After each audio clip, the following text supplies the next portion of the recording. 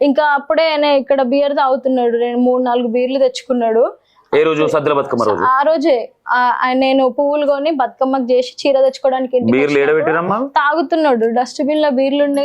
ఇక్కడ నిన్ననే వచ్చి క్లీన్ చేసి అమ్మ వాళ్ళు, ఇక్కడ గ్లాస్ పగిలిపోయి. పంచనామా అయిన తర్వాత అసలు ముట్టొద్దు కదా ఏది కానీ, ఏది ఎక్కడ అక్కడ ఉండాలి. మీరు ఎందుకు చదివారు? నిన్ననే ఓనర్ అంతా స్మెల్ వస్తుంది క్లీన్ చేయండి అంటే నిన్ననే వచ్చినాము.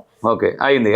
తర్వాత ఏం జరిగింది? అయితే బియర్ తాగుతున్నాడు. ఇంకా నేను అమ్మ వచ్చింది, నేను అమ్మకి ఫోన్ చేసి రానంగానే ఆయన తాగే బీర్ సీసా పగలగొట్టేసిండు, పక్కన పడేసి నువ్వు మీ అమ్మకి మళ్ళీ చెప్పినావా, నా పరువు తీస్తావా, నువ్వు చెప్పి ఆల్రెడీ ఒకసారి నువ్వు నా మీద కంప్లైంట్ ఇచ్చినావు, నా ఇజ్జత్ పరువు మొత్తం పోయింది, నువ్వు మళ్ళీ మీ మమ్మీతో చెప్పినావు, మీ అమ్మ ఇంట్లో వాళ్ళందరికీ చెప్పి మళ్ళీ నా ఇజ్జత్ మొత్తం పోతుంది, నా పరువు అంతా పోతుంది, ఇంకా నువ్వు వద్దు, నువ్వు వెళ్ళిపో అని నన్ను తోసేస్తున్నాడు.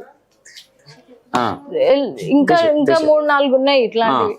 నన్ను తోసేస్తున్నాడు, నువ్వు వెళ్ళిపోయి అవసరం లేదు, నువ్వు వెళ్ళిపో అని చెప్పేసి నన్ను అమ్మని నువ్వు కూడా వెళ్ళిపో, ఇద్దరు కలిసి వెళ్ళిపోండి అని తోసేసి డోర్ పెట్టుకుంటున్నాడు. డోర్ పెట్టుకుంటే ఇంకా నేను సరే అని కోపంలో ఉన్నాడు. నేను కూడా ఇట్లా ఎంత గొడవ అయింది, కొంచెం పైన కొద్దాంలే అని చెప్పేసి నేను ఇంటికి వెళ్ళిపోయిన తర్వాత ఫోన్ చేసిండు. నేను జస్ట్ ఇంటికి ఇట్లా రీచ్ అయినా, అమ్మ వాళ్ళ ఇంటికి ఫోన్ చేసి నేను కొన్న చీర నాకు తీసుకొచ్చేసేయి అని అన్నాడు.